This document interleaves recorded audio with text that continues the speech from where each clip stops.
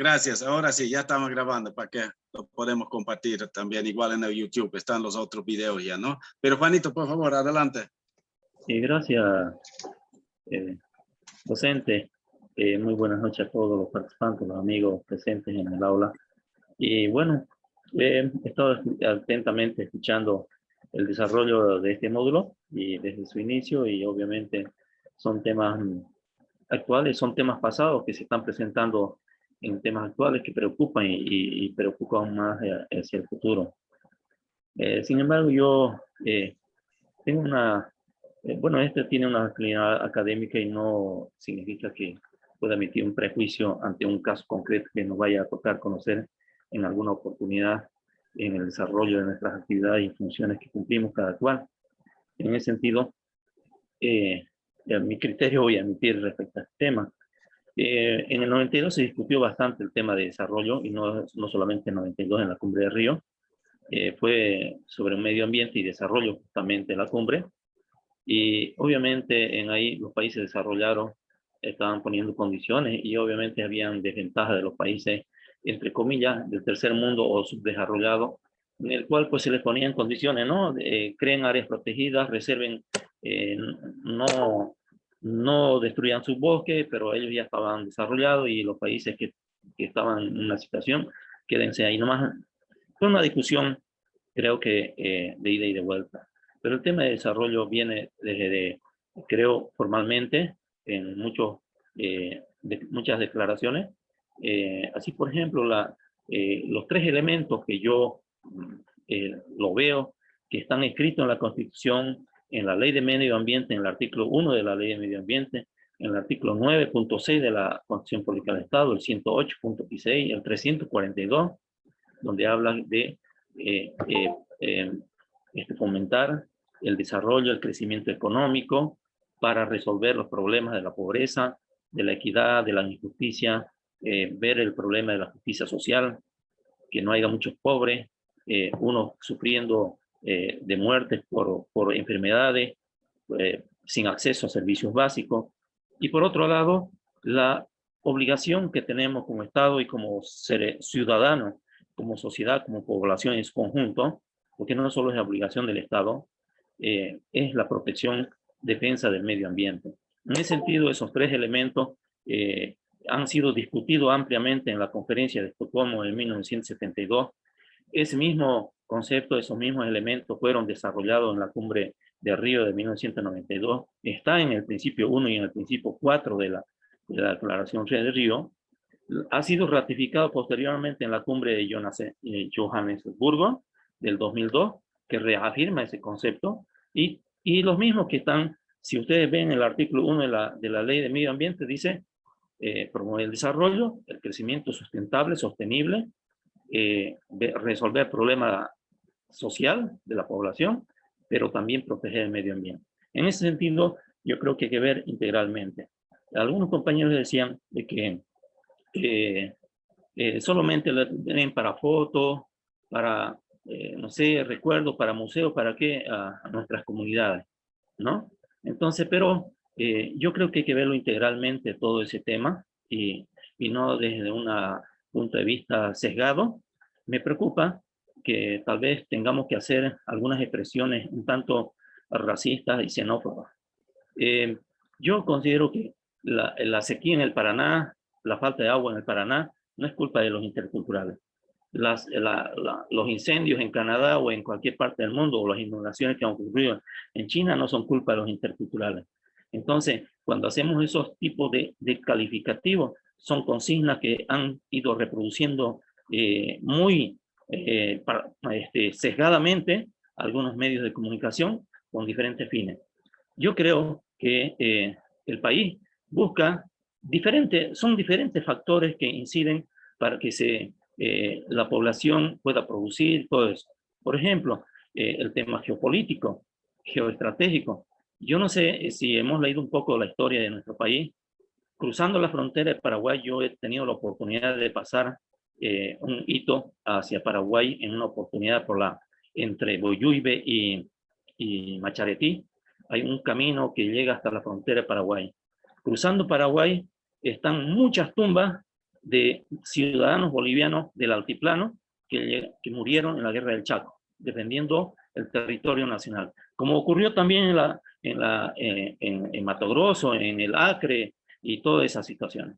Entonces, son ciudadanos que son utilizados para ir a defender el territorio, pero no tienen derecho para poder trabajar en otras partes del país. Entonces, esas visiones sesgadas, yo no, personalmente creo que estamos equivocando el camino y entonces creo que deberíamos tal vez, este espacio académico, ser, obviamente, es un espacio para ser crítico, autocrítico y toda esa situación, pero creo que los sesgos no van a contribuir mucho. Hay otras situaciones, por ejemplo, yo le pongo un ejemplo claro en el Beni. Han sacado de una comunidad unas tierras fiscales con toda una estrategia mediática, judicial, por la vía administrativa, por todas las instancias, para sacar unas comunidades campesinas. Pero hacen todos los medios, utilizan todos los medios, inclusive sucios, para consolidar personas que no son campesinos, que son ciudadanos menonitas, por ejemplo, en Marván, cercado, hay unas colonias que están en tierras fiscales donde hay, y yo he tenido la oportunidad de ver debajo árboles de 500 años, existen pedazos de tinajas, de herramientas, creo que se llamaba un área ahí, falleció ya este investigador extranjero, un científico que hizo un estudio bastante importante ahí, son árboles gigantes, pero ahí están, lo tumbaron los menonitas, pero no dice nadie, es más, existen 12 comunidades alrededor de ellos y lo defienden protegiéndolo, el ingreso y la salida, hacen el control de la protección y ocurre en diferentes partes de la región del país. Entonces, yo creo que hay que ver todos esos temas. Ahora bien, respecto al tema de la agricultura y de la actividad pecuaria, yo creo que hay que recuperar los conocimientos tecnológicos ancestrales, como los camellones, los sucacollos en el altiplano, los cuales han permitido hacer un uso sostenible de la tierra para producir inclusive mucho más de lo que puede producir una hectárea. Entonces, así como el cultivo de arroz bajo inundación, aunque tiene sus efectos negativos, pero en vez de tener 5 hectáreas tumbadas, con 1 hectárea de cultivo de arroz bajo inundación, puede contribuir a la seguridad alimentaria, pero también a proteger al medio ambiente. Entonces, viendo los derechos de todos, ¿no? De los pueblos indígenas, al acceso a la alimentación, al trabajo, al desarrollo mismo y a la protección del medio ambiente, es posible hacer un desarrollo integral sustentable, como establecen ya nuestras normas, pero creo que es un tema de actitud, es un tema de compromiso, no de la autoridad, sino de todo, incluido la autoridad y dependiendo del rol que toque cumplir a cada uno, ¿no? Eso podría un poco comentar en base a lo que usted ha desarrollado estos 2 días anteriores, licenciado. Gracias. Ya, gracias, Juanito. Todo ese tema de los colonizadores es un tema complicado, ¿no? Yo sé que hay diferentes formas de interpretarla. Reconozco también muy fuerte el tema del rol de los medios de comunicación. Es más, he preparado algunas diapositivas sobre ese tema, porque justo hoy día quería entrar un poco más en esto, el modelo extractivista, pero ya aplicado en la parte agrícola, ¿no? Que no es tan conocido. O sea, en la minería, en otros aspectos del petróleo se conoce muy bien este modelo, pero agroextractivismo es un término relativamente nuevo, pero creo que se va muy por este mismo sentido de gente desde afuera interesado en los recursos, que imponen modelos, que imponen acciones económicas productivas que pierden más bien esta integralidad que tú pides, ¿no? O sea, hay que tener un enfoque integral y muchas veces más bien se impone ahí netamente la parte económica en ese tipo de modelos, que es justo lo que decía de Potosí y del norte amazónico con la goma, y que yo creo que pasa también en algunos otros aspectos, ¿no? Entonces, Le voy a pedir a los demás que todavía no reaccionen, que todavía no hay un debate grande sobre eso, que tengo unas diapositivas que yo creo que permiten también tener una figura un poquito más clara y después podemos volver a ese debate, pero sí, siempre con todo el respeto hacia esta pluriculturalidad que existe. Somos de diferentes orígenes y todos somos iguales a pesar de esto, ¿no? Todos tenemos los mismos derechos y yo sé, pues estuve haciendo unos estudios sobre el altiplano y cuando vos lees los datos de esos productores allá, realmente tampoco puedes decir que no tienen derecho de migrar a otra parte del país. Lo que no deberían tener derecho de invadir un territorio que ya tiene dueño, pero sí hay tierras fiscales disponibles.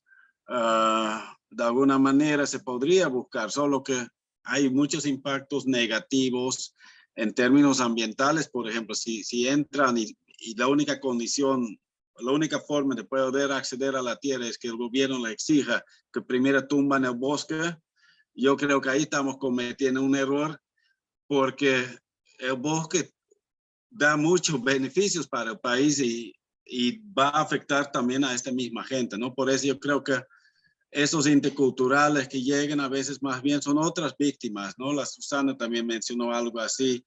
O sea, muchas veces van con engaños, con promesas que en la práctica no se dan cierto, ¿no? Como el caso que yo hablaba de Pando, donde han traído gente de los Yungas, creo que fue, y ya no viven pues en las comunidades que le han asignado, ¿no? Se han ido a Cobija nomás, porque en esas comunidades pues la mitad del año están bajo el agua, no hay cómo vivir bien allá. Están a más de 500 kilómetros del primer mercado donde puedes vender algo significativo, entonces realmente muy complicado, ¿no? Entonces, pero ya, son aspectos que son interesantes para discutir más. Um, y por favor que vayan pensando, todos tienen derecho de tener una opinión y de expresarlo y sé que es diverso, que no vamos a estar de acuerdo todos tampoco, ¿no? Pero es importante conocer también estas otras visiones e intercambiar opiniones. Y creo que también es importante entender que cada uno estamos en una nube de información donde tenemos acceso a ciertas informaciones más fácil que otras, ¿no? Entonces eso también hay informaciones tergiversadas, pero de los dos bandos, digamos, que porque es un tema que ya se ha vuelto político, ¿no? Pero ya, vamos a tocarlo un poquito más. Más bien, creo que con esta introducción de Juanito, yo creo que ya podría ya tocar un poco qué es este modelo agroextractivista, ¿no? Como un ejemplo más concreto de cómo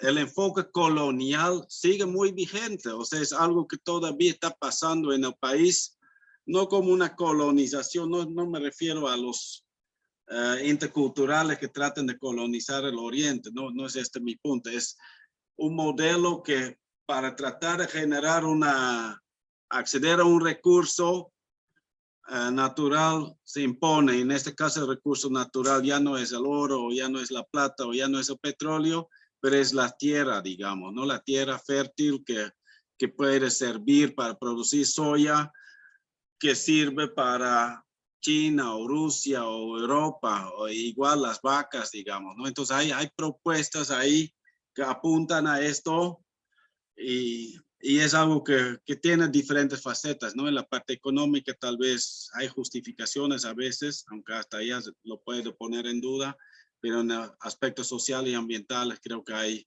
desconsideración de ciertos aspectos. Entonces, esto quiero compartir con ustedes. Voy a empezar a compartir mi pantalla de esta presentación. Sí, este de acá.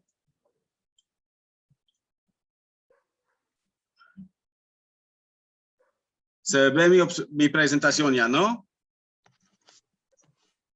Sí, se ve. Ok.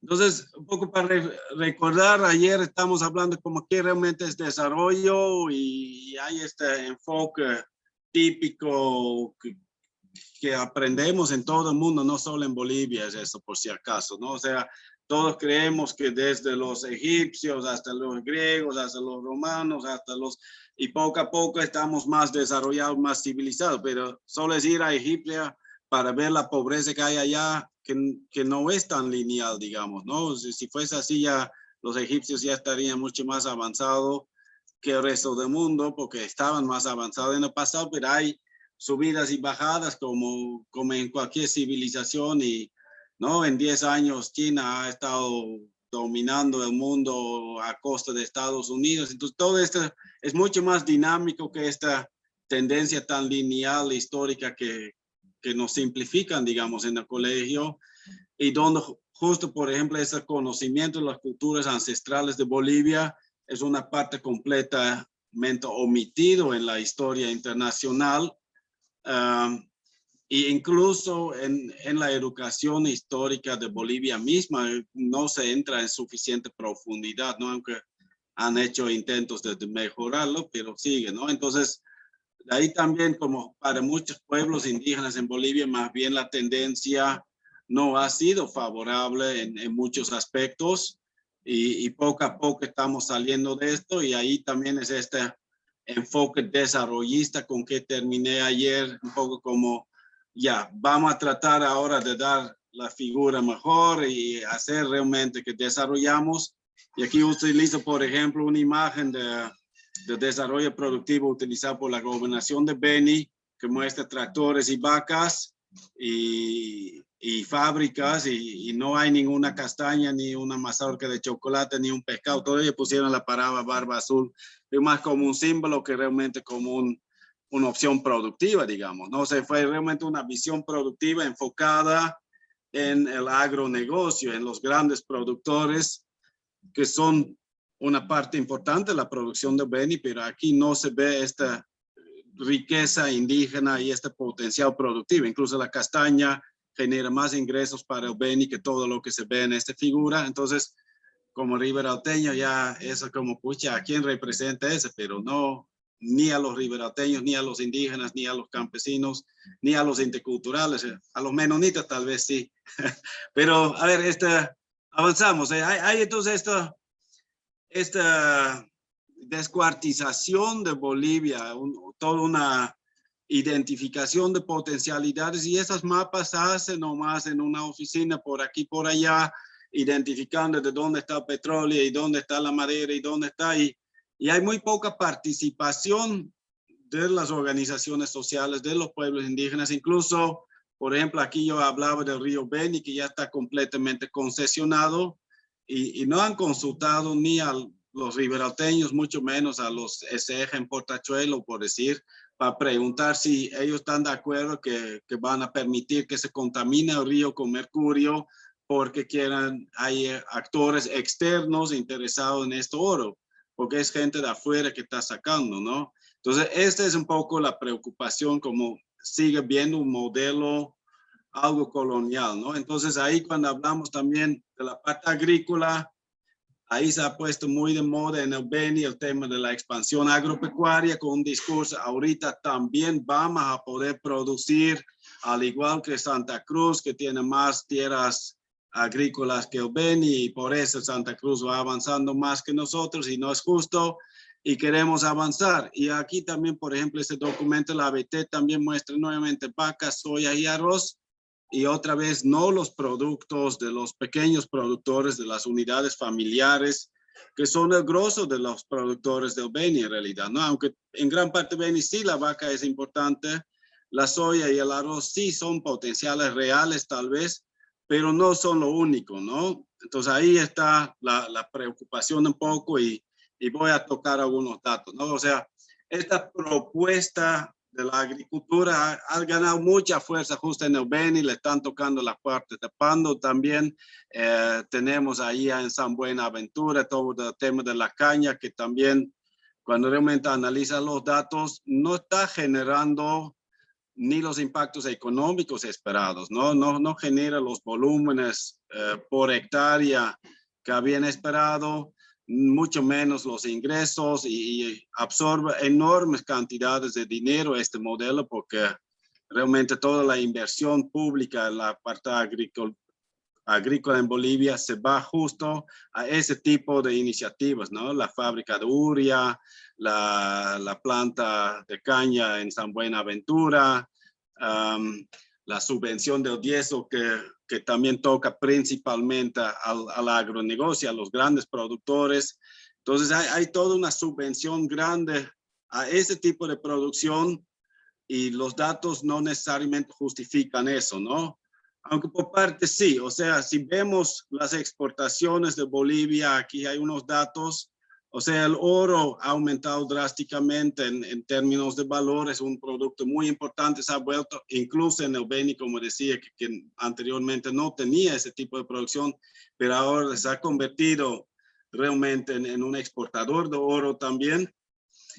Entonces, figura en los datos del Producto Interno Bruto de Bolivia, en los datos de exportaciones, está esto oro.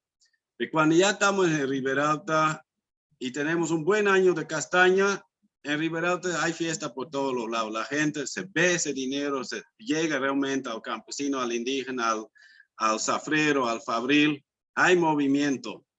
Con el oro ya tenemos 5 años de auge de oro, digamos, realmente está entrando muchísima plata a través de Riberalta, la gran mayor parte o una buena parte de este, creo que la cooperativa que está operando en el Beni maneja 120 millones de dólares por año o algo así, o sea, es muchísimo dinero, pero no se ve. Hay unas cuantas personas que están trabajando en las dragas de las cooperativas mineras, pero a sueldos mínimos en condiciones que no tienen ni contrato ni nada de condiciones laborales cumplidos, digamos, están trabajando con este mercurio venenoso y hasta enfermándose. Hay siempre casos de gente que ahoga. Entonces no es pues un auge, un desarrollo que realmente buscamos, yo creo, ¿no? Entonces ahí está la gran pregunta. ¿Justifica esta contaminación, esto realmente está generando los impactos? Y sí, hay algo de dinero que entra al Estado, ¿no? A través de los impuestos. Pero hay también los que sacan oro, pagan 1% de impuesto solo sobre la parte legal que sacan, que es más o menos 1/3 del oro que aprovechan supuestamente. Entonces, no parece tampoco, o sea, la subvención en diesel también para este sector es más de lo que es el aporte al Estado. O sea, estamos subvencionando a actores de afuera para que sacan oro de nuestros ríos, contaminando nuestros peces, enfermando a nuestra gente, para que otros se hacen ricos, porque aquí no se ve ese dinero. Ese es un poco mi argumento, ¿no? Y con la soya podemos ver algo similar. O sea, sí está aumentando las exportaciones. Ya la soya es el 5º producto más importante a nivel nacional, creo. Tal vez incluso más, ya según estos datos ya sería el segundo. Genera ingresos, aporta Producto Interno Bruto, pero realmente estamos, gracias a esto, realmente es cierto que gracias a este Santa Cruz es el departamento exitoso, como a veces hacen creer, es un modelo exitoso gracias a la soya. ¿Qué es lo que realmente está pasando ahí, digamos, no? Entonces, sí, el gobierno tiene por un lado esas noticias, queremos reactivar la economía a través de la agricultura, porque ese ya es el potencial, el gas ya no está garantizado, los recursos mineros también, algunos están subiendo, pero otros están bajando y nos vuelve muy vulnerables, tenemos que diversificar. Y ahí el hecho que podemos vender vacas a la China o a Rusia o que podemos vender soya parece como buenas opciones.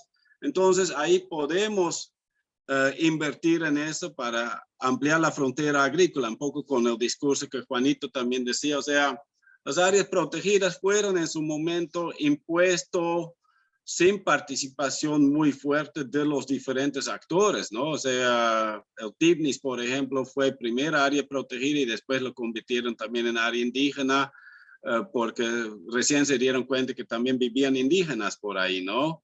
Y igual los campesinos indígenas muchas veces reclaman el derecho de poder aprovechar, de poder utilizar el fuego y también en esas áreas tal vez, ¿no? Pero por otro lado hay también esa contradicción de gente que dice, no, pero o sea, si vamos a estar fregando todo, más vale que genere ingresos y no se ve, digamos, y además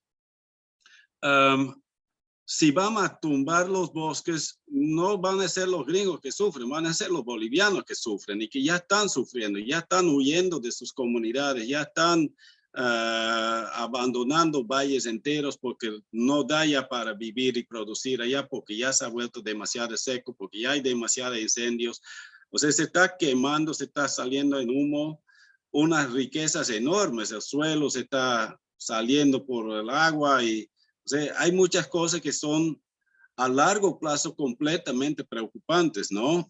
Entonces ahí también, o sea, se autoriza quemas y hay toda una crítica a nivel nacional que qué está pasando allá desde las organizaciones campesinas y indígenas que han reclamado, que también de muchos grupos ambientalistas, también sectores urbanos, y también desde actores académicos, científicos, igual partidos políticos que muchas veces yo creo que es principalmente por un oportunismo, digamos, que los políticos también se expresan, ¿no?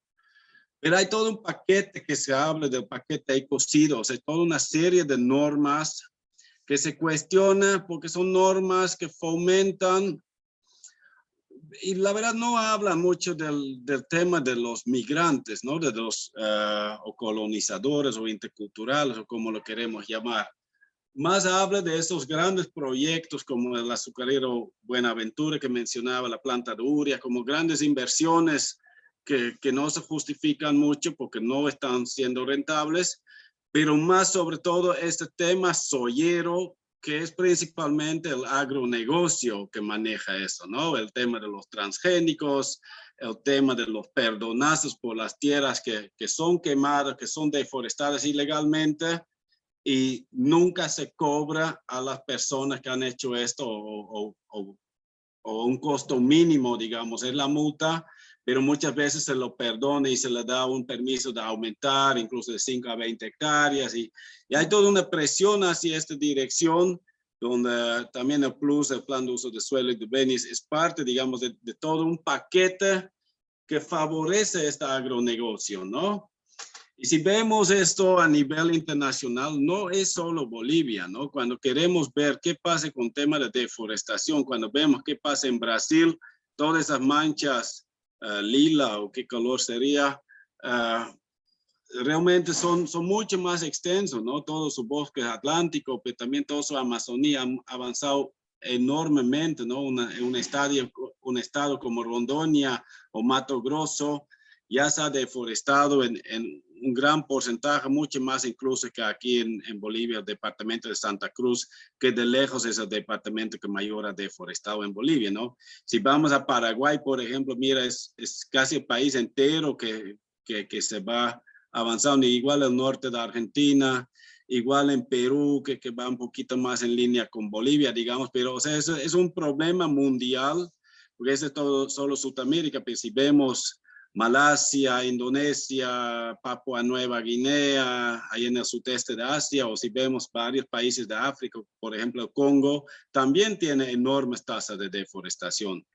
Y en todos esos países, la principal causa para la deforestación es como decía Juanito, no son los interculturales, ¿no? No están en Papua Nueva Guinea, pero lo que sí hay en Papua Nueva Guinea es la palma aceitosa, que tampoco ha entrado con mucha fuerza en Bolivia todavía, pero es otro commodity, ¿no? Otro producto que hay una demanda internacional enorme que no se puede ni satisfacer y que hace que un país como Indonesia o Malasia dice ya, vamos a permitir el desmonte para poder atender esto. Incluso hay deforestación ilegal en áreas protegidas y todo lo que se ve en Bolivia también se da allá, en este caso ya para la palmera aceitosa y aquí en Bolivia es más dos causas principales, ¿no? Había un estudio en 2014 de qué son las causas de la deforestación. El 50% es la ganadería, 30% la agricultura mecanizada y un 20% todo el sector campesino indígena juntos, digamos, ¿no? Que es importante considerar este dato. Es viejo ya de 2014, no conozco datos más actualizados. Si alguien aquí tuviera, fuese muy bienvenido.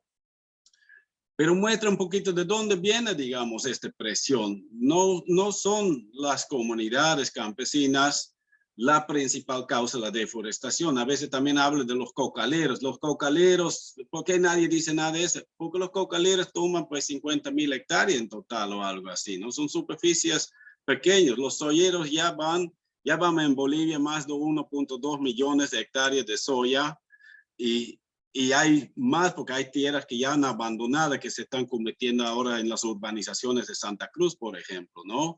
Y peor los ganaderos, o sea, esos siguen avanzando en la Chiquitanía, en el Chaco, en la Amazonía, buscando nuevas tierras y estas tierras que ya deja el ganadero a ese también lo ocupa el soyero a veces, ¿no? Entonces no siempre es el soyero que deforesta, pero sí es una presión que permite que el ganadero se busque otro terreno más adelante.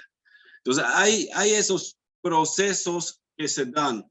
Y lo quiero mostrar un poco también con el tema de los incendios. Ayer preguntaron quiénes provocan los incendios. O sea, empezó a generar ese debate y quiero retornar a ese debate mostrando un poquito dónde están los incendios en Sudamérica y dónde también se han dado en Bolivia, e incluso en tierras indígenas, ¿no? Este mapita de Segis lo muestra en las manchas amarillas, donde también hay manchas rojas, donde hay áreas quemadas en el año 2020 dentro de territorios indígenas, ¿no? Y a veces es el propio indígena que hace su chaquito, por ejemplo, en Teseo Cabineño, que se ve en el noroeste del Beni, ellos tienen ganado y queman parte de sus pastizales y parte de esto debe ser su propia acción, digamos, ¿no? Pero hay también otras áreas grandes que se han quemado. Aquí ni siquiera muestra ese Niembiguazu que mostramos, por ejemplo, donde no son esos ayorreos que todavía viven en aislamiento voluntario, que prende fuego a todo esta tremenda área. O sea, el área entró fuego por un lado o el otro, tal vez alguien lo prendió,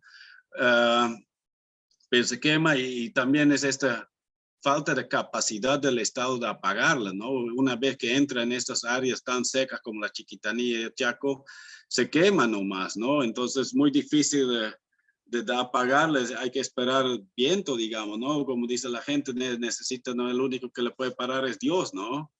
Entonces realmente, ya, pues, ¿qué está pasando ahí, no? Entonces, a ver, pues cada uno debe tener más o menos sus ideas y de ahí quiero tocar lo que decía Juanito, o sea, hay una manipulación mediática. De ahí es interesante mostrar eso, por ejemplo, ¿no? De Comité Pro Santa Cruz, por un lado dice, estamos apoyando la marcha indígena y queremos ayudar, y muchos cruceños creen eso, ¿no? Como los cruceños están a favor de la protección del medio ambiente y están cuidando a sus pobres indígenas porque están viniendo de otra parte del país a avasallarles y atropellarles, y esos son esos brutos del interior, esas hordas que están quemando todo, y ese es el discurso que se escucha. Pero hay otro discurso también, como esta imagen que muestra a mi derecha más bien, que dice, pucha, no, pues ese Comité Santa Cruz siempre utiliza a los indígenas, siempre habla bonito, pero al final son unos racistas, nomás hacen su símbolo de Santa Cruz medio como si fuese nazi, digamos, y va muy fuerte, ¿no? Y yo creo que esas posiciones extremas nunca son buenas, ¿no? No sé si están entrando mensajes ahorita, pero déjame vender mi charco un ratito, porque realmente hay intereses atrás de eso para manipular nuestra opinión, ¿no? De los dos bandos, como dice. O sea, cuando vemos quiénes manejan los medios de comunicación en Bolivia, aquí tengo un enlacecito de Facebook que después pueden abrir en la presentación que le voy a volver a compartir con ustedes. Hay una charla que le explica como quién es el dueño de Red 1, quién es el de Bolivisión, quién es de Los Tiempos, La Razón, etcétera, etcétera. Y atrás muchas veces son justo los empresarios, por ejemplo, un monasterio que es también parte de la política de un partido de la derecha, que también está ahí metido en la ganadería. Entonces hay estos intereses mezclados que los medios de comunicación, para mí, realmente no puedes asumir que son imparciales, ¿no?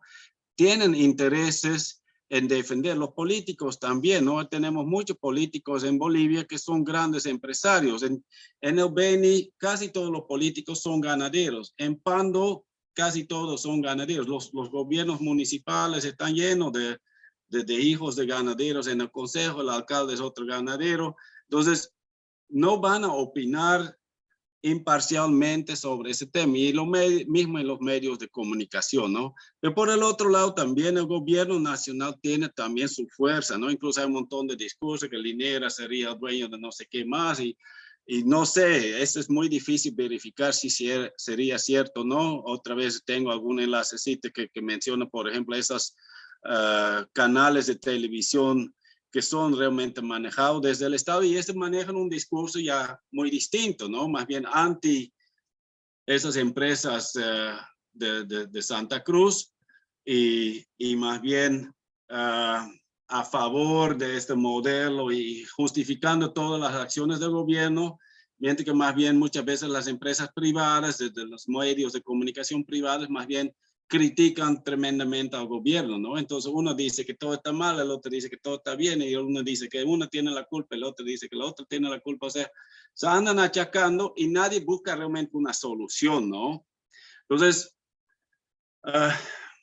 dos cosas que quiero dejar claro. O sea, uno es que todavía la mayor parte de los medios de comunicación en Bolivia son acapados por el sector privado, ¿no? Entonces, hay todavía un interés fuerte del sector privado en los medios de comunicación, y que realmente ningún medio de comunicación realmente es completamente imparcial, y que no hay realmente esa pluralidad que puedes opinar libremente por todos los lados. Es realmente complicado, ¿no? Y cuando ya analizamos más de fondo como qué está atrás de todo eso, o sea, el debate es que son los colonos, no son los colonos, y nadie analiza realmente esos procesos geopolíticos, esas cosas que yo estaba ya mencionando, que también está pasando en Paraguay, está también pasando en Brasil. Estamos viendo como si solo pasa en una comunidad en la Chiquitanía, digamos. Incluso solo hablan de la Chiquitanía, cuando pasa también en el Pantanal, también en el Chaco, también en la Amazonía, también en las Pampas Venianas. Es mucho más amplio este problema que solamente la Chiquitanía, digamos, ¿no? Entonces, todo con una connotación de racismo, de otras factores políticos, de comunismo contra capitalismo, que no sé qué, que no se trata, yo creo, mucho de esto.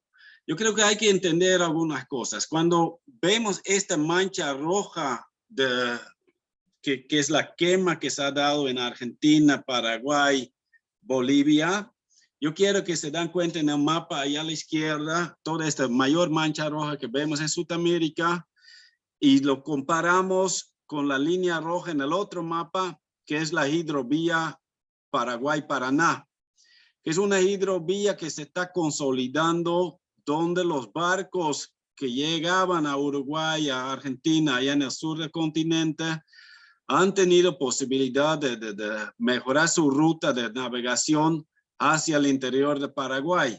Y esta ha sido uno de los factores que ha permitido que Paraguay empezara a producir soya en grandes cantidades, porque el barco llega hasta la puerta y puede ya embarcar esa soya y exportarla hasta hasta los mercados, ¿no? La soya en su 95% es para la exportación, digamos, también en Paraguay. Y eso implica que tienes un bajo costo de transporte, y esta hace que ya se vuelva rentable quemar este bosque y convertirlo en soyal. Ese es un proceso sumamente importante, porque además esta hidrovía ya está llegando a Bolivia, por eso está Puerto Bush. Y Puerto Bush, le hago acuerdo, que está en plena área protegida del Pantanal, ¿no? En el Otuquís. Entonces, cuando se quema el Otuquís, justo alrededor de las zonas donde se quiera hacer puerto, ese no es un interés solamente de algún intercultural que quiere tener su chaquito, que quiere tratar de vivir allá. Ahí se trata realmente de esos intereses de las grandes empresas transnacionales que quieren tener un puerto allá, que quieren poder exportar. Y los actores que están atrás de eso son los grandes empresarios, más bien, ¿no? Que están demandando ese de hace 10 décadas, o 10 años, o 2, 3 décadas, que están diciendo, allá podemos hacer un puerto y tenemos que ajustar este plan del área protegida porque nos fue impuesto, y y parcialmente seguro tiene razón y sí permite generar ingresos y permite generar economía, pero es en realidad lo que está en juego, digamos, ¿no? O sea, una propuesta económica que requiere acceder a este puerto y que ya lo hace rentable producir soya en el Chaco boliviano, donde más antes era cerca de Santa Cruz, porque allá tienes acceso al mercado, puedes llevar también tu soya para balanceados y otras cosas, y para los aceites de algunos empresarios, el aceite fino o algo así. Entonces, había esa posibilidad, pero para exportación realmente tiene que ir por esta hidrovía y puedes entonces, todo lo que está cerca de esta hidrovía se vuelve realmente interesante para esos empresarios internacionales que son los que compran, que venden las semillas, que compran la soya y que venden también todos los paquetes tecnológicos con agroquímicos y todo esto. Esos están atrás y al final, ¿quién realmente produce? Ese es lo que menos importa, ¿no? Los menonitas son muy buenos en producen grandes cantidades. Tenemos varios empresarios muy grandes también, que también tienen sus propios territorios donde producen harto también, y vamos a hablar un poco más de eso. Pero también tenemos pequeños productores, al final el 90% de los productores son pequeños, parece, solo que solo produce el 10% de la soya, digamos, ¿no? O sea, sí están ahí. Entonces es un poco para generar esta imagen. Entonces cuando vemos ya dónde se está quemando, esa figura también la muestra, la sobrepuse más o menos este mapita de lo que la empresa Syngenta, una de esas empresas transnacionales interesada en vender semillas, paquetes con agroquímicos y transgénicos y todo eso, en Sudamérica, y ellos hablan de la República Unida de la Soya. Y cuando vemos dónde es para ellos la zona apta para la producción de soya, es justo una coincidencia muy grande con dónde se ha quemado esos últimos 2 años, ¿no? Entonces, nuevamente, o sea, hay este interés bien clara, una relación. Y les voy a mostrar un mapa adicional porque es eso, hablaba de Paraguay, Paraná, y tenemos otra mapita, en el otro mapita que mostré, hay otra línea roja ya aquí en el norte, por lo que dice Puerto Bello, que es Puerto Bello en Brasil, que es la hidrovía Madera o la hidrovía del Amazonas, ¿no? O sea, tenemos el río Amazonas que llegaba hasta Puerto Bello, digamos, la zona transitable, allá llegan ya los barcos soyeros, pero más allá no pueden subir porque hay varias caídas de agua, varias cataratas, pero instalándolas unas hidroeléctricas grandes con sus esclusas, esos barcos podrían llegar, y ahora están hablando mucho del Ichilo Mamoré como la ampliación de esta hidrovía, ¿no? Al final ya inauguraron el río Mamoré de nuevo, digamos, porque no es hidrovía todavía, no han hecho obras que realmente amplían la navegabilidad de este río, no han hecho puertos que la harían realmente una hidrovía, pero es digamos, el sueño ya de decir, vamos a aprovechar esta ruta. Entonces, otra ruta que permite mejorar exportaciones, también para la castaña, también para la madera, también para otros productos que queremos producir en el país, pero donde hay un interés muy grande de esta fuerza que viene atrás de la soya y ahorita también el tema del ganado, que tiene también otras opciones comerciales, ¿no? Y cuando vemos este mapa de la hidrovía, ese es del mismo estudio de impacto que hace los que están atrás de ese plan del complejo de Río Madera desde Brasil, podemos ver esos dos mapitas. El primero es donde actualmente se produce soya en Bolivia, en Santa Cruz y también en Brasil. Y la otra es cuando ya se hace la hidrovía y los barcos podrían llegar ya por Cachuela Esperanza hasta Riberalta, hasta Bolivia, digamos, donde se podría hacer viable la producción de soya según este mapa, y marca todo el norte del Beni, también una parte cerca del río Mamoré y también gran parte de Pando, además de Acre, ¿no? Y esa es justo esta partecita del Acre que lo marqué en esta mancha celeste, porque si comparamos esta mancha amarilla que pintaron como ahí va a ser apto para soya y lo que se quemó en el año 2020, realmente asusta lo bien que coincide en esta mancha, ¿no? O sea, alguien ya decidió que eso tenía que quemar. No se quemó por casualidad, se quemó porque hay un plan que esto va a ser útil para soya. Y allá en Brasil se entienden bien entre los empresarios, el gobierno y el que le prende fuego y el que lo perdona, lo que le prende fuego. Peor con Bolsonaro ahorita, que realmente es de esta línea, ¿no? Y realmente lo anunciaron, mañana vamos a quemar, y lo quemaron, digamos. Entonces realmente fue así. En Bolivia no hemos quemado el pando todavía, en Beni algo, pero no en esta escala.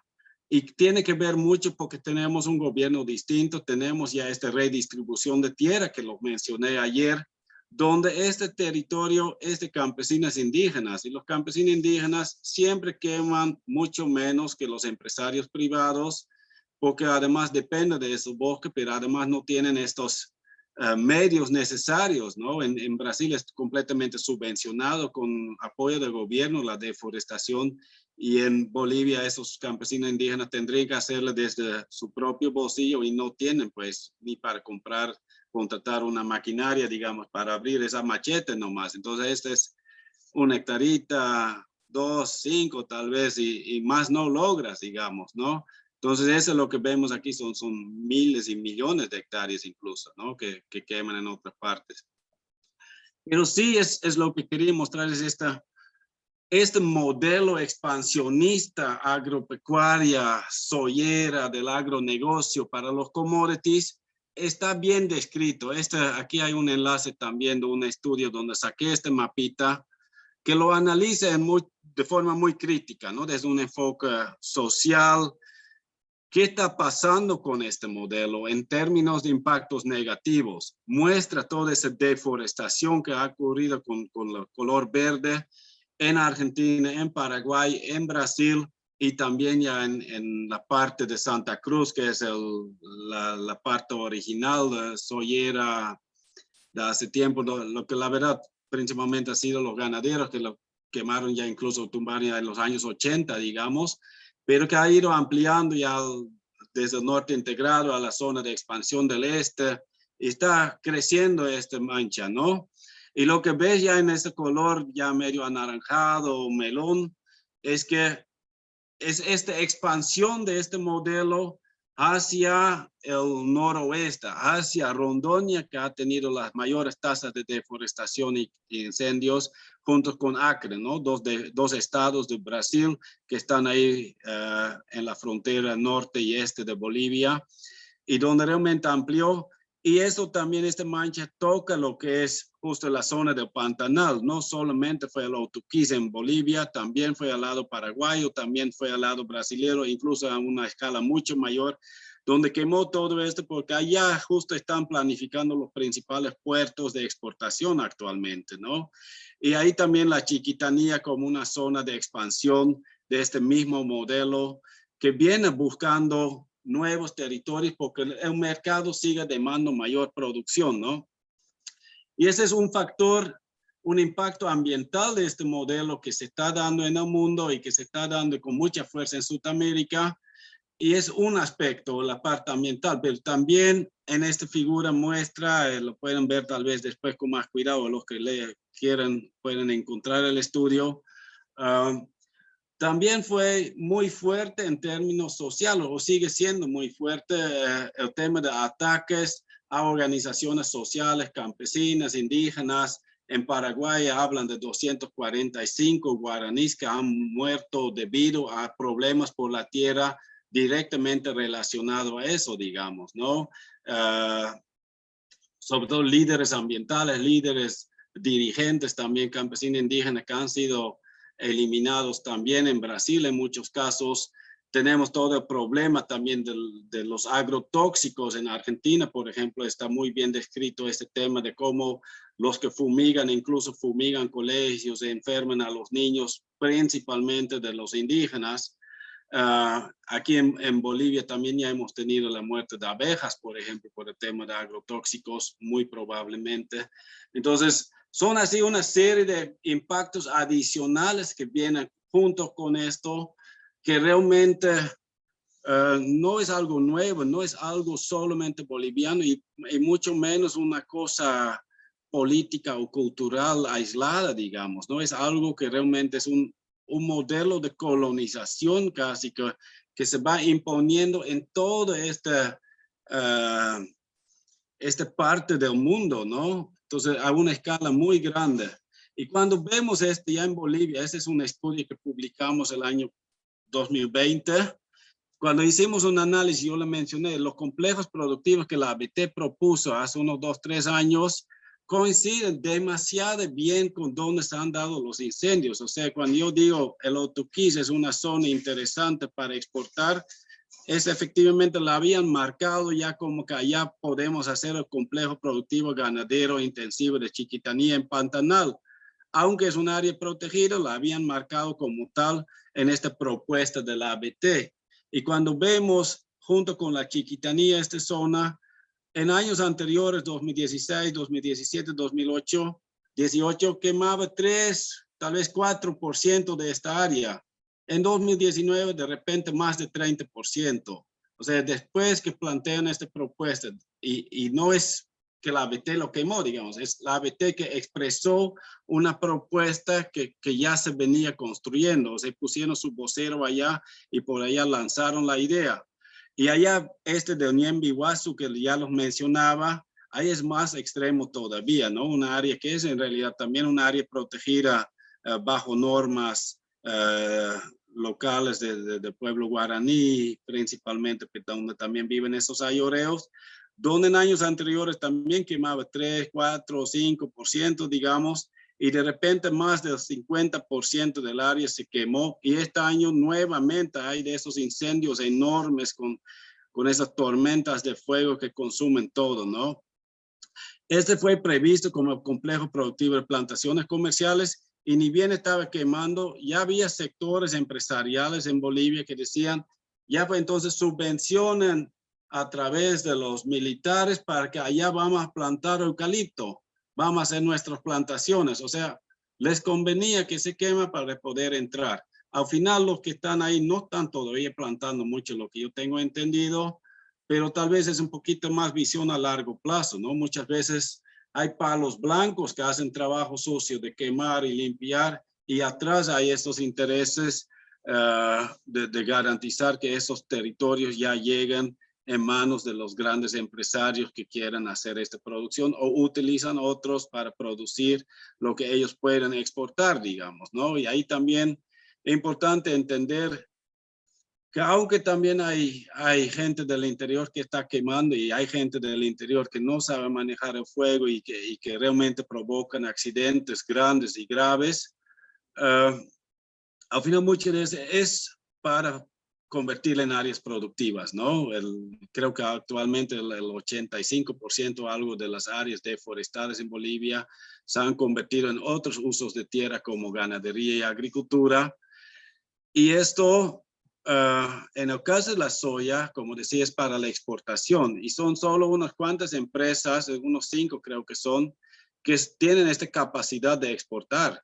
Y son esas empresas que se benefician de gran medida de estos procesos, ¿no? Entonces, eso también hay que entender. Y ahí están atrás, no los interculturales, son la CAU, la CAINCO, esos sectores que más bien siempre están ahí peleando para otro peronazo, para otro subsidio, para otra forma, esas políticas que permitan que eso avance, ¿no?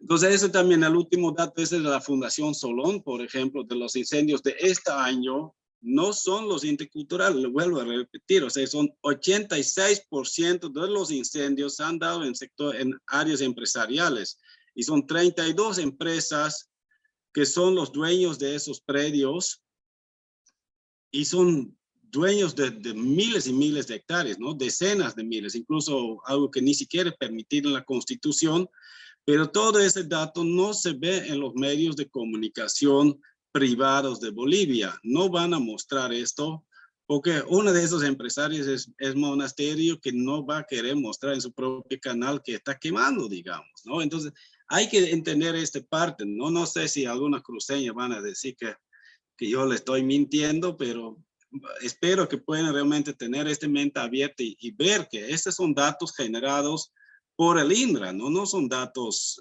inventados, digamos, ¿no? Entonces yo me estoy tratando de utilizar en lo máximo los datos que realmente están por ahí, ¿no?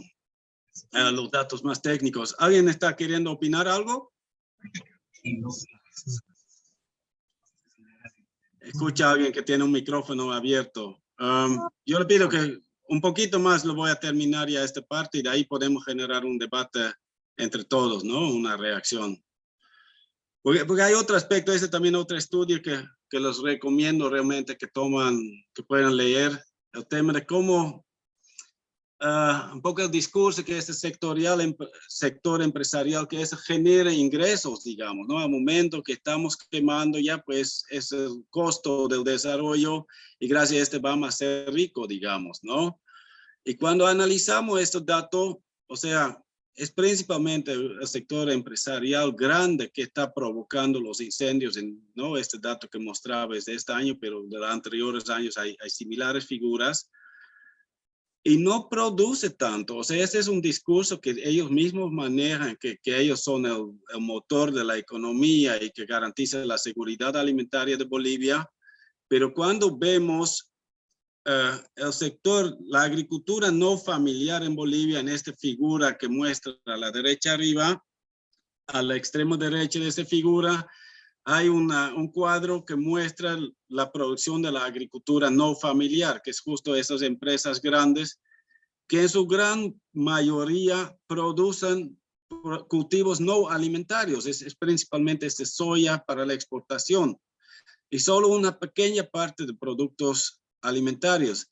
Y entonces, ¿qué comemos los bolivianos? Es principalmente lo que produce la agricultura familiar, que son los campesinos, los indígenas, por ejemplo, de los valles de Cochabamba, sale muchísima producción, igual del altiplano alimenta a La Paz, digamos, o los valles de La Paz, y ¿no? En Beni Pando alimenta también parte de su propia población, pero desde esos pequeños productores principalmente, ¿no? O no siempre son pequeños, ¿no? También hay familias que ya tienen cientos de hectáreas y tienen tractores y producen ya de forma del agronegocio, pero son al final unidades familiares, ¿no? Entonces hay toda una clasificación y ahí podemos subdividir también como hay agricultura familiar de subsistencia, que realmente es principalmente para garantizar su seguridad alimentaria de la familia como tal.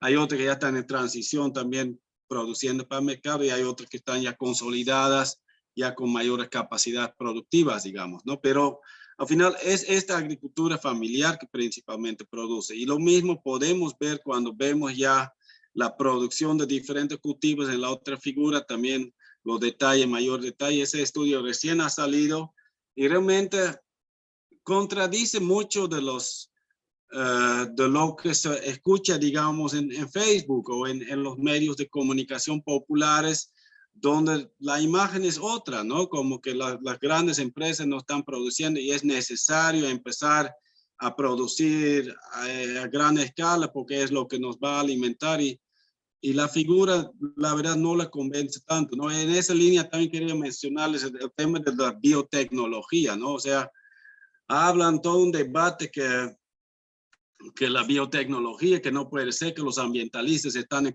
contra de la biotecnología. Y la verdad no he encontrado, yo soy ambientalista y no he encontrado hasta el momento a alguien que dice que está en contra de la biotecnología. O sea, es un falso debate. Nadie ha dicho que no quiera biotecnología. Todos están de acuerdo con la cerveza y el yogur, que son biotecnología también. Y puede ser hasta transgénicos para producir medicina. Pero lo que sí es muy cuestionado es el tema de esta agricultura mecanizada transgénica, donde te dependes al 100% de esos paquetes tecnológicos internacionales que imponen unos modelos de producción para garantizar una producción barata para su mercado internacional y que en realidad deja muy pocos beneficios para el país como tal. Cuando vemos los productores de los transgénicos, no son las familias más ricas del país, no son los municipios más desarrollados. No podemos aplicar los objetivos de desarrollo sostenible, podemos aplicar otras herramientas y vemos que no está generando esos beneficios, que la transgénica ni siquiera produce mayores rendimientos que la otra producción tradicional. Entonces hay una serie de datos que no coinciden y los costos de este modelo son sumamente altos en términos de biodiversidad. Es el principal impacto sobre la biodiversidad que tenemos en el país, es la principal causa de los incendios, de la deforestación. Es un problema social muy fuerte con la invasión de territorios indígenas y conflictos por tierra. O sea, hay toda una serie de aspectos que sí se debería debatir, en vez de decir, pucha, los ambientalistas desubicados están diciendo eso. O sea, hay un artículo sobre eso, si alguien lo desea, está también el enlace ya para que puedan leer un artículo donde describí un poco ese falso debate y el riesgo que está atrás de eso, ¿no? Ahí la Asamblea por los Bosques y la Vida, también un grupo de activistas, de investigadores, de diferentes actores que también han hecho sus discursos ahí. Y ahí también el tema de la rehabilitación agropecuaria, también son datos que digamos que no se escuchan en los medios populares. Por el tema de COVID, el gobierno dijo, vamos a rehabilitar, reactivar la capacidad agropecuaria para salvar el país. Pero hicieron un plan de 816 millones de bolivianos, donde 600 millones de bolivianos fueron directamente a cubrir las deudas de esos empresarios grandes que debían la compra de semillas transgénicas, la compra de agrotóxicas, la compra de maquinaria, y estaban endeudados hasta el coto porque su producción no es tan rentable como hacen creer. Por eso piden subvenciones y necesitan este apoyo de nuevo del gobierno, porque todo el tiempo son los que reciben. Y eso realmente, o sea, 600 millones en un tiempo de crisis, solo para pagar las deudas de unas cuantas empresas, donde, por ejemplo, el sector turismo no recibió. Los otros 95% de los productores del país no recibieron, ¿no? Los pequeños productores de las valles que realmente garantizaron la seguridad alimentaria no han recibido, por lo menos no en esta misma escala, ¿no?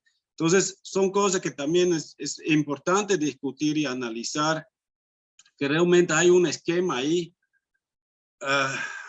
que yo siempre vuelvo a ese tema de colonización, pero es, digamos, o sea, seguimos viviendo en tiempos coloniales en este sentido. O sea, todavía hay gente que se está imponiendo una agenda que va a favor de unos grupos que están aquí explotando el país y que no está a favor del boliviano como tal, ¿no?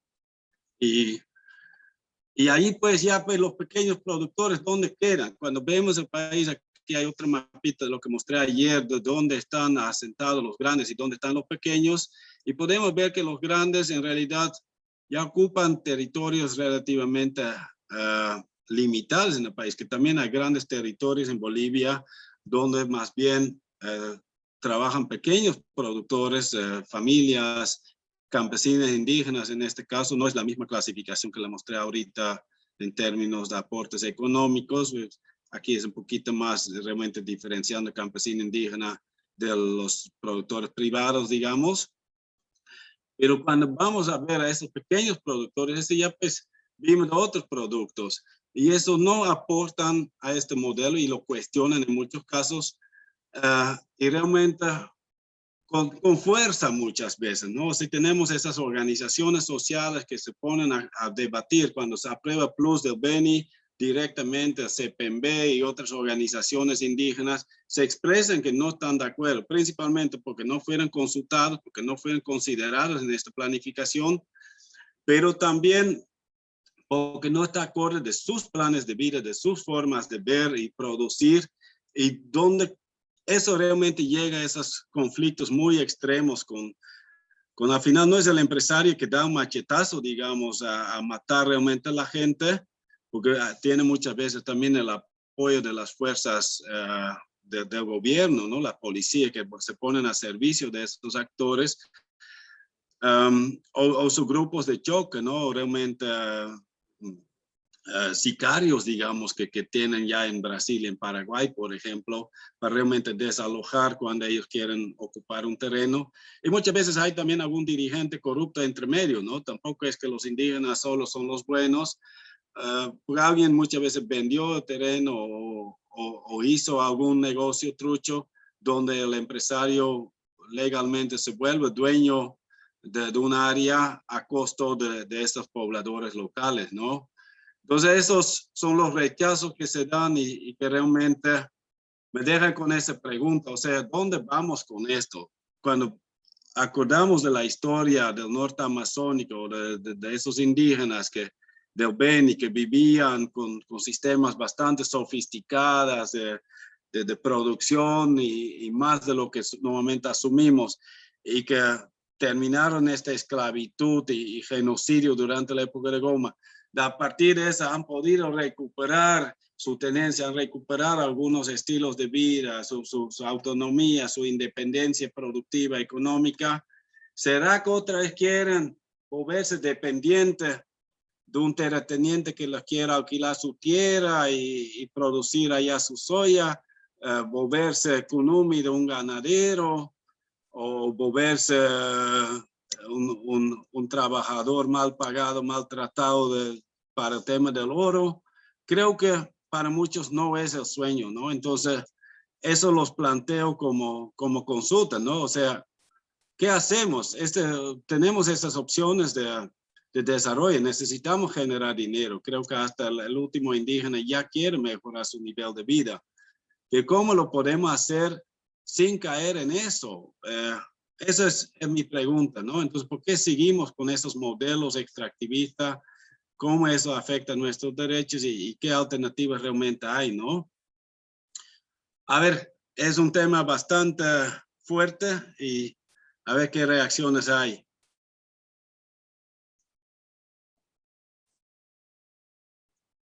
Por favor, les doy la palabra. Pueden opinar.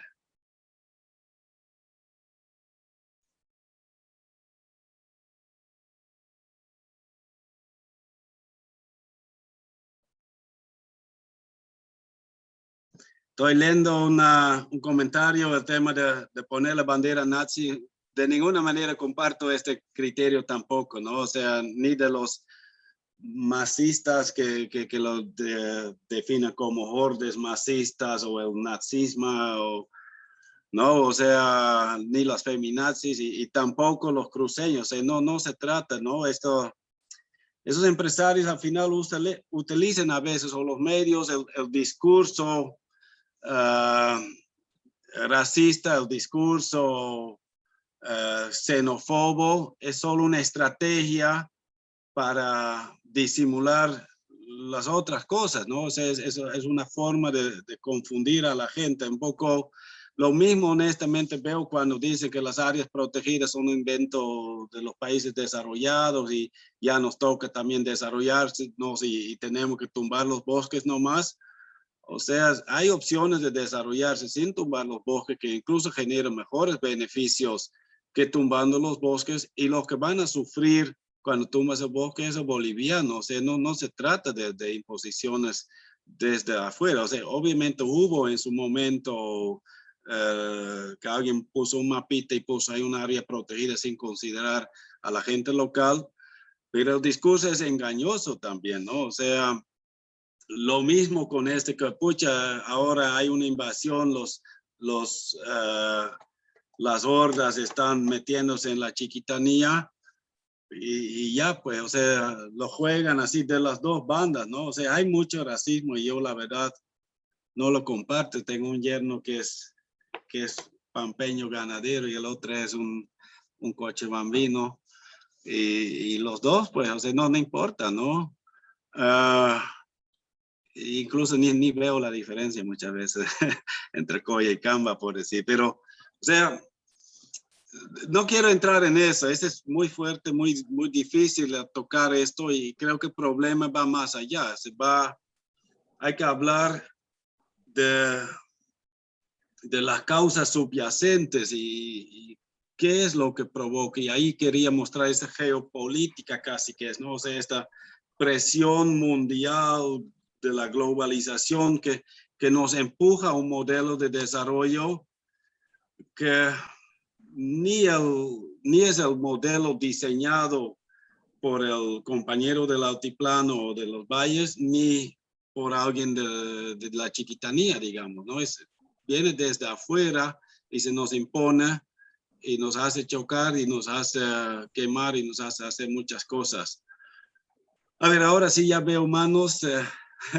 Otra es Susana. A ver, por favor, la palabra tiene doña Susana y esperamos que después nosotros gracias, también Vincent. comparten. Solamente quiero hacer un pedido muy especial, porque ya en anteriores ocasiones he escuchado que sangran por la herida seguramente y comienzan a atacar y irse por el plano político. Vamos a tratar de situarnos en la palabra racista. Mi pregunta a usted, ¿es racista la persona que entiende su identidad cultural? No, claro que no. Uno tiene derecho a identidad y tenemos diferentes identidades dentro del país, ¿no? Yo también no voy a negar que soy europeo, digamos, ¿no? Y si me dicen gringo, ya, pues no tengo ni problema. Y si me dicen ya gringo ya se vuelve otra cosa también, ¿no? Yo creo que eso pasa para todos los lados, ¿no? Y Efectivamente, efectivamente, y realmente guardan yo creo respetos. Sí, Entonces, y no se trata de eso, ¿no? O sea, el problema no es eso. El problema es qué propuesta de desarrollo tenemos y la persona del altiplano puede tener su propia propuesta y el cruceño puede tener otra propuesta y cada uno tiene derecho y tiene derecho a su propia cosmovisión y su propia cultura y también a la modernidad y también a lo urbano y es muy diverso, ¿no? Y cada uno puede ser como sea. Pero ya, ¿qué significa eso? Hay también el tema de que los derechos terminan de uno donde inician los del otro, ¿no? Entonces, cuando alguien dice, ya, pues yo quiero hacer lo que me da las ganas y eso implica que voy a quemar medio Bolivia, yo creo que ya hay derecho de reclamar también. Pero sí, ojalá que aquí, por favor, ya somos pues profesionales también, entonces todos realmente deberíamos manejar este respeto y eso coincido, ¿no? Que hay que trabajar así y igual bajar un poco las susceptibilidades, ¿no? O sea, son temas, por eso yo decía al inicio, o sea, hay esas nubes de comunicación. Si todo el día escuchas que los capitalistas o el sector cruceño es que siempre ha dominado el país y siempre ha sometido al indígena y parte de este es real, ¿no? Y tenemos que reconocer también que todavía hay una oligarquía que ha tenido mucha fuerza y que sigue teniendo, pero ahorita también hay otros poderes y que también van por otros extremos y ya pues, o sea, si es parte del análisis, vale, y que lo hacemos como parte del análisis, digamos, ¿no? O sea, ¿qué está pasando y por qué pasan esas cosas? Y qué implica en términos de derechos que realmente esa figura que muestra, o sea, al final es un modelo transnacional que se está invadiendo en Bolivia y que nos está acabando con nuestro suelo, que nos está generando conflictos como ha hecho en grandes partes del mundo. ¿Y cómo podemos reaccionar frente a eso? Agarrarse de los clines no es la solución, digamos, ¿no? Más bien debemos escucharnos entre nosotros y pensar en cómo podemos proponer, primero defender nuestros derechos humanos y todo lo que han estudiado ya los anteriores módulos y también qué podemos hacer tal vez para hacer otras propuestas más razonables, ¿no? Con un enfoque más integral, porque sí, la soya se ha vuelto un producto económico importante, entonces, eso. Docente, este espacio es eminentemente académico y gracias porque usted nos trae una información técnica muy valiosa. A lo que yo me voy es que respeto guardan respeto. Y particularmente yo me he sentido molesta, aunque no ha sido en este módulo, no he abierto mi boca, pero que ya me llegó la gota que rebalsó el vaso en que los cruceños somos racistas. Santa Cruz ha demostrado que los brazos abiertos han estado siempre para todo y creo que aquí hay más gente de otro lado que los mismos cruceños. Cuando se dice de que el cruceño abusa y todo, yo creo que estamos agrandando mucho el concepto, porque son personas, como usted muy bien ha apuntado, que tienen empresas muy grandes, entonces son contadas con los dedos de la mano, entonces no somos todos los cruceños, es decir, no nos pongan en la misma bolsa a todos. Entonces, cuando usted nos invita a hacer un análisis de la realidad que nos está mostrando, es para ver qué tipo de ideas y de soluciones, de repente desde el lado menos pensado, pueden salir para sugerir. Por ejemplo, han dicho de que todo se origina por los políticos. En Bolivia no tenemos ni un político docente. Son corruptos, oportunistas, y aquellos que tienen 2 pesos creen que ya tienen 10 neuronas más y que pueden salvar al país con las ideas salvadoras. Aquí no hay ningún estudioso de las ciencias políticas.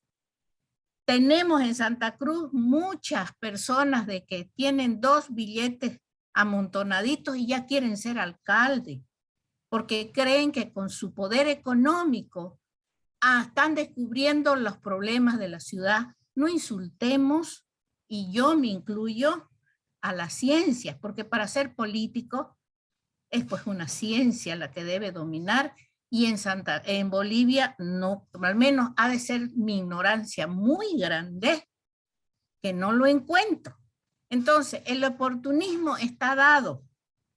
Entonces, fíjese, usted muy bien lo apuntó, los hijos de sutanos y de menganos en el Beni, porque son grandes ganaderos, están de autoridades. Lógicamente que los tienen que colocar en los sitios estratégicos que son de su conveniencia, de su interés.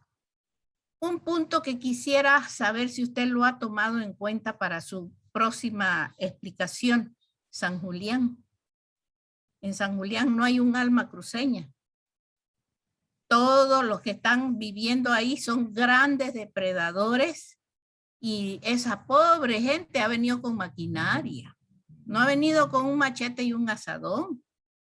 Y los que están ahora queriendo invadir territorio indígena chiquitano tampoco han llegado montaditos en un caballo.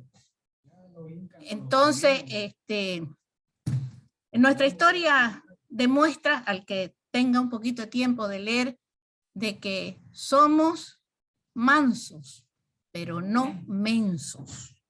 Entonces, dimos los brazos a todos, el que venga a ser positivo y agrandar, pero no que venga a mellar. Solo es un docente. Muchas gracias. Gracias, doña Susana. Creo que hay varias cosas interesantes que ha mencionado, pero vamos a escuchar un poco a otras personas. Estaba Gloria más antes con la mano levantada, pero ahora veo a Abraham. Y por favor, la verdad hay algunos comentarios también que debemos dejar que todos participan. Y eso también yo coincido con eso, pero por favor que todos también. Es un tema caliente y es difícil aceptar las diferentes visiones y contradicciones que hay, pero es bueno hablarla, ¿no? O sea, además ahorita cada uno está en su casa, no hay ni cómo coger esa puñeta. Adelante, Abraham. Eso es lo bueno de la tecnología.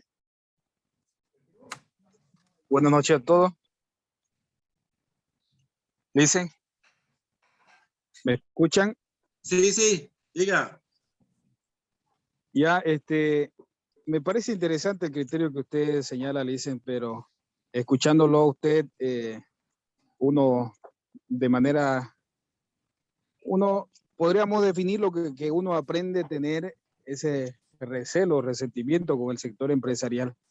Pero no es así. Los comentarios que usted hace ahora me trae a la memoria una obra que decía Eduardo Galeano.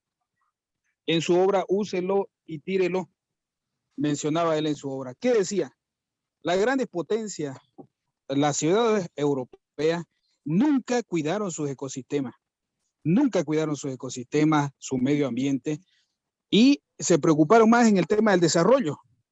Ahora, ¿qué es lo que hacen estas potencias a través de la ONG y miembros y profesionales que envían de la ONG, que tienen un objetivo claro: menoscabar el desarrollo en Latinoamérica?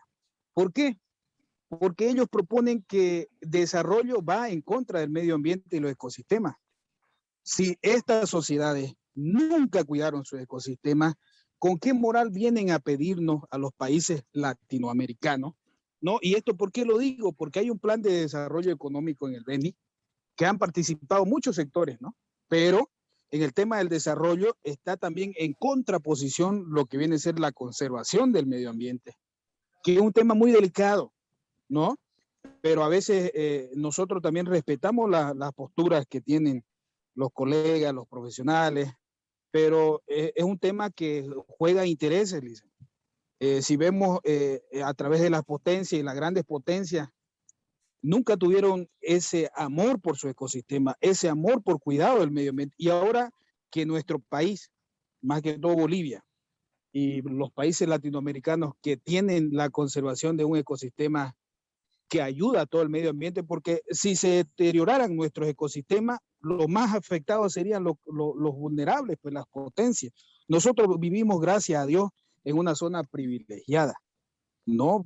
Como países latinoamericanos, y hasta ahora se conservan. Hay ONG, por ejemplo, me contaban la vez pasada, compartíamos con un colega y decían en este grupo de trabajo que hay ONG que incentivan a las comunidades con un incentivo de no talar, solamente le dan un incentivo para subsistir, no para vivir dignamente. Entonces es un tema que tiene que entrar en una agenda, ¿no? En una agenda que sea consciente en conservación y desarrollo. Esas son las dos contraposiciones que hay. Y lógicamente, pues, yo respeto lo que señalan de que tenemos que cuidar así, que el desarrollo, que talar, que no es bueno para el medio ambiente, pero la realidad de Santa Cruz Santa Cruz es un sector que tiene una fuerza económica real en nuestro país. No vamos a negar esa existencia. Y lo mismo quiere proyectarse en Beni. Pero muchas veces tenemos de que no se destruya, de que no se conserven, y siguen viviendo en la mendicidad las comunidades del Beni. Como usted bien señalaba, después vienen algunos que se hacen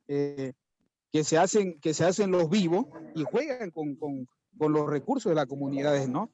Entonces es un tema que a veces nos trae estas posiciones confrontadas, le dicen, y estos debates es bueno generarlo, ¿no? Pero yo no comparto también de que se nos quiera frenar el desarrollo para siempre a causa de decir cuidemos nuestros ecosistemas, cuidemos el medio ambiente, cuando ellos nunca tuvieron la moral de conservar su medio ambiente y sus ecosistemas. Hablo por los países europeos y las grandes potencias mundiales. Gracias. Ya, gracias. Realmente no estoy muy de acuerdo contigo en varias cosas, pero me gustaría escuchar a otra persona, tal vez después puedo tratar de responder algo. Nashira primero. Buenas noches. ¿Me escuchan? Sí, te escuchamos. Diga que... Bueno, yo igual creo que no estoy un porcentaje de acuerdo con lo que acaba de exponer el compañero, porque primeramente no creo que se trate de con qué moral viene un país desarrollado, en este caso, a decirnos, digamos, que no hagamos tal cosa o nos aconsejen o nos impongan, como lo denominen, porque yo desde el punto de vista lo veo que es como que, ok, nosotros cometimos este error, los vamos a asesorar y queremos que ustedes lo piensen mejor y vean qué opciones y si son justificativas, válido, pues se promueve, si no, pues esa es la intención. Yo creo que un país es como que un papá viene y te quiere enseñar a pesar de que cometió ese error, ¿no? Como una experiencia. Así lo veo yo. En cuanto a la conservación y el desarrollo, pues la verdad que es complicado, ¿no?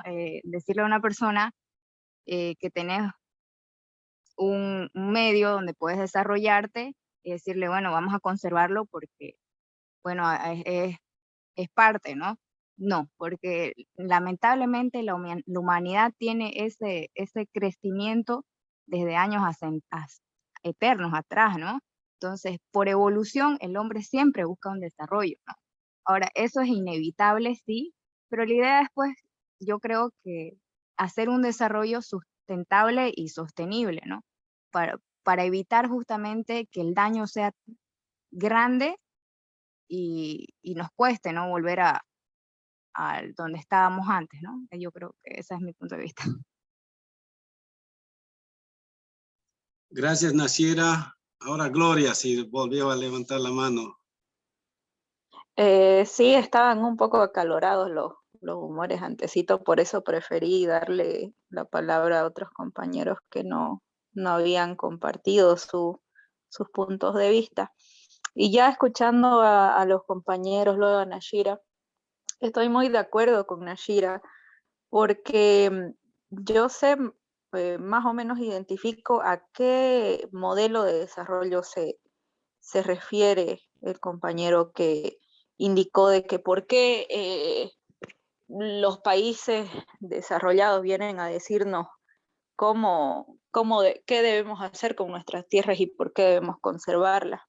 Ahora hay que pensar qué modelo de desarrollo ocuparon ellos para llegar a tal punto de no tener ninguna hectárea de bosque nativo y sufrir las consecuencias de ello. Pero nosotros, aún teniendo la oportunidad de aprovechar el conocimiento científico que traen las investigaciones, de aprovechar los saberes ancestrales de los mismos pueblos indígenas que saben cómo aprovechar el bosque, los beneficios que trae, para poder desarrollarnos desde ahí un modelo de desarrollo distinto al que conocemos y al que se practica actualmente, que al final no deja de ser un modelo de desarrollo arcaico, ¿no? No se piensa más allá de ganar plata rápido y que sea monopolizado en una sola persona. Son modelos de desarrollo que hemos heredado y que siguen vigentes y bueno, solamente se conoce esa vía.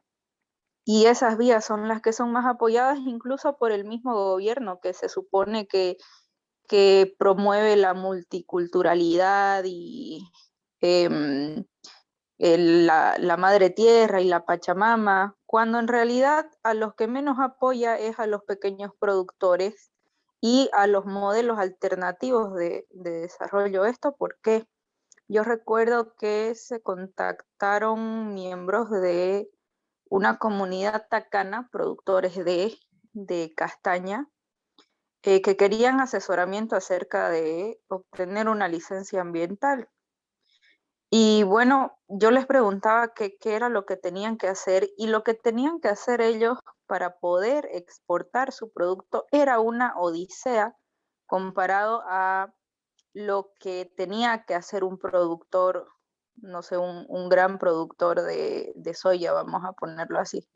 Es solo un ejemplo, puede ser un maderero, como puede ser un ganadero, no sé, o un industrial, que se le facilitan, no sé, los créditos bancarios, se le dan las vías libres para que pueda producir y pueda generar empleos. No se le da la misma oportunidad a un productor de castaña o a un productor de majo o a un productor de azaí. Entonces ahí también hay que analizar cuáles son los beneficios que tienen estos productores de productos no tradicionales en nuestra economía, pero que, como usted mostró estadísticamente, por ejemplo, en el Beni la castaña da más dinero que la ganadería, y eso no, puede que me esté equivocando, pero eso era lo que entendía. no se lo promociona tanto.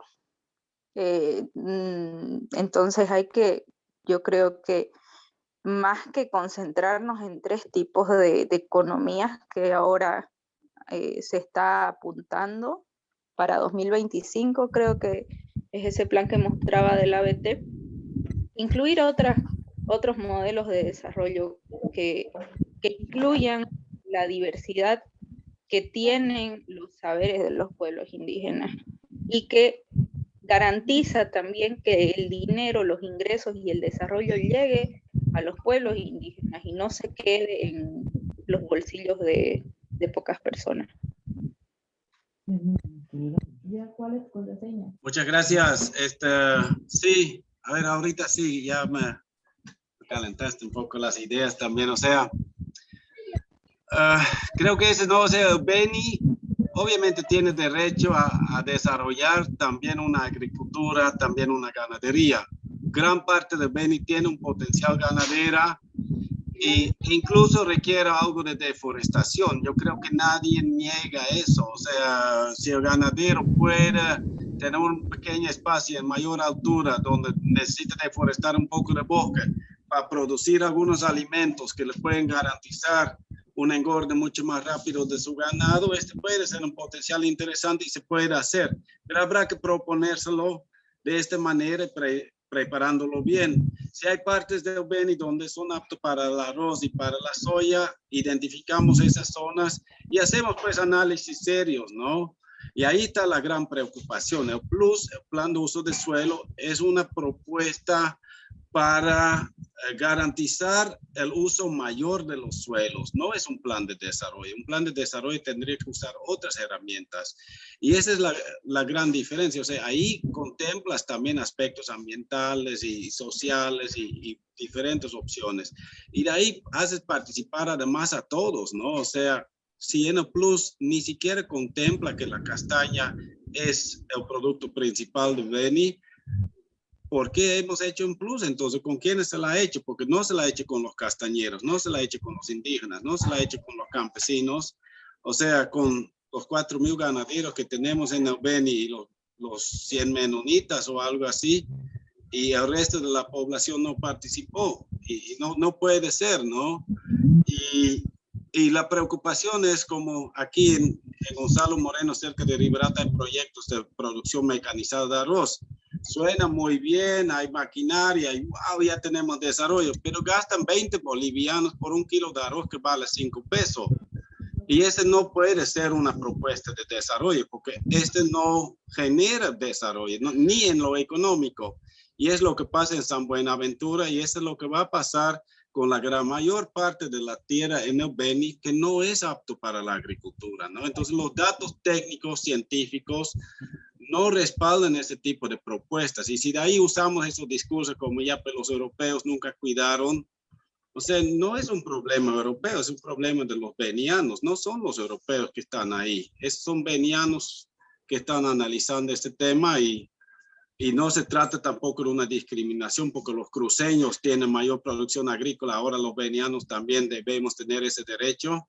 Ya, pero Austria tiene pistas de esquí, no las vamos a instalar en el Beni porque sí nomás, porque no es un potencial para esquiar, ni es un potencial agrícola. O sea, en algunas partes tal vez sí, pero esta habrá que analizar y esta es justo la idea de un plus, ¿no? Y no solo imponer la visión de unos cuantos.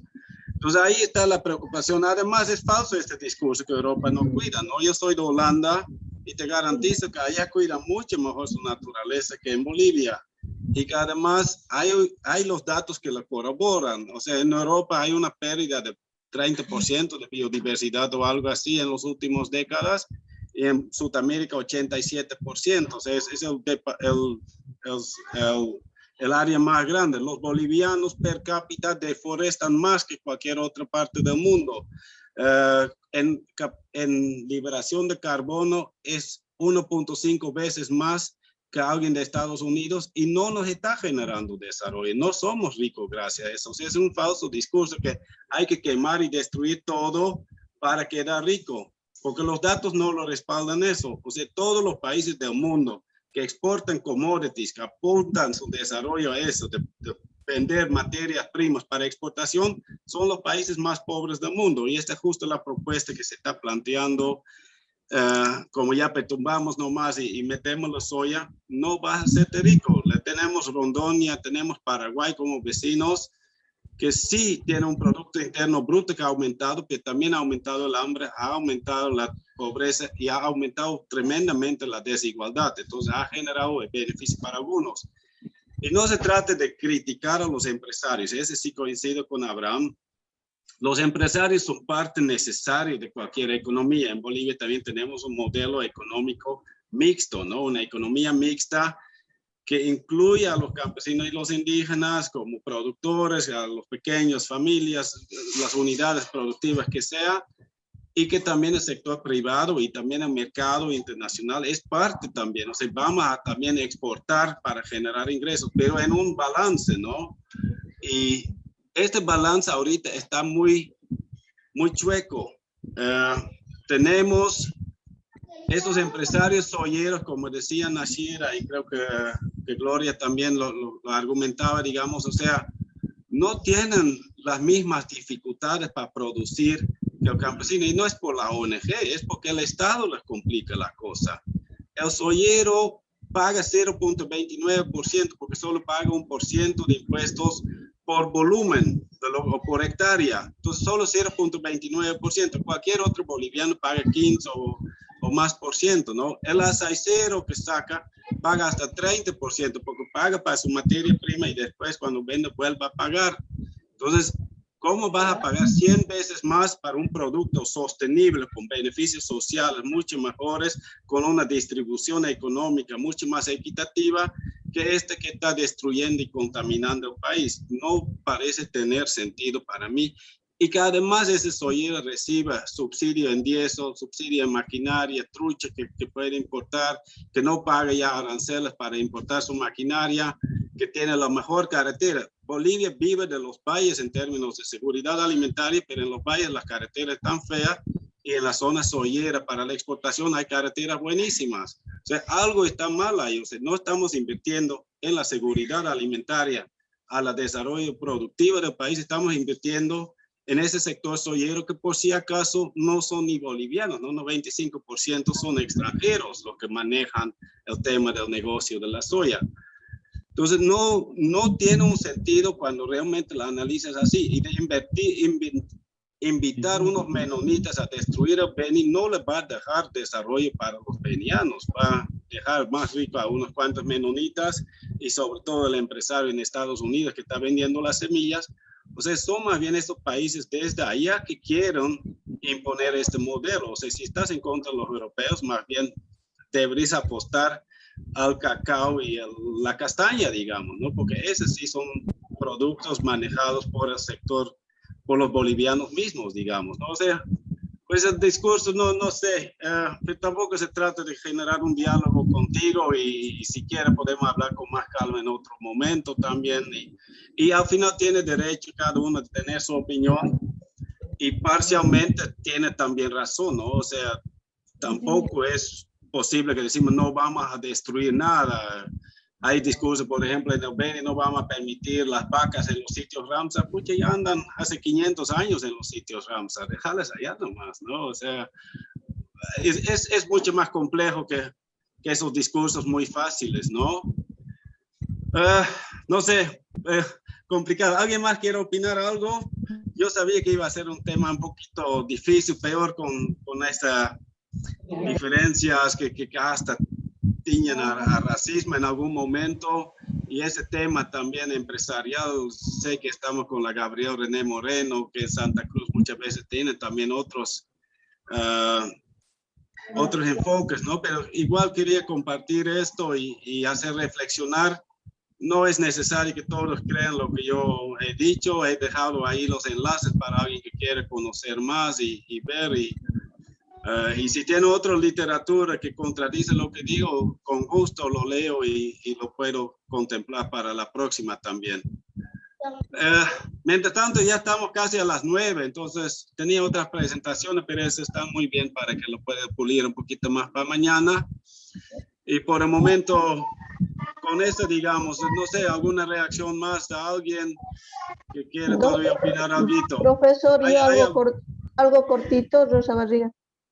Ya, diga. Entonces, mejor si levanta la mano para que yo vea quién está pidiendo la palabra siempre. Es que Pero, estoy con mi celular y me es difícil un poquito ya, tener vale, todas las está bien. aplicaciones. No, Vale, simplemente adelante. yo parte del criterio de que primero que todo extremo no es, o sea, no es beneficioso para nadie.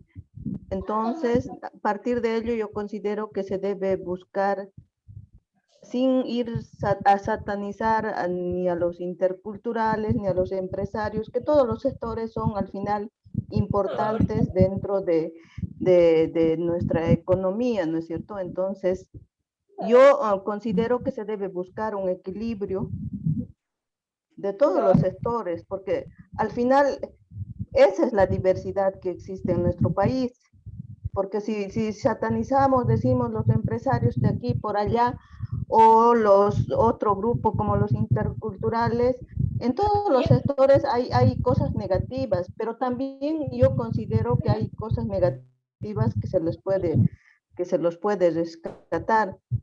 Y también yo considero que se debe buscar un desarrollo regionalizado, porque cada región tiene potenciales específicos que no necesariamente se producen en la otra región.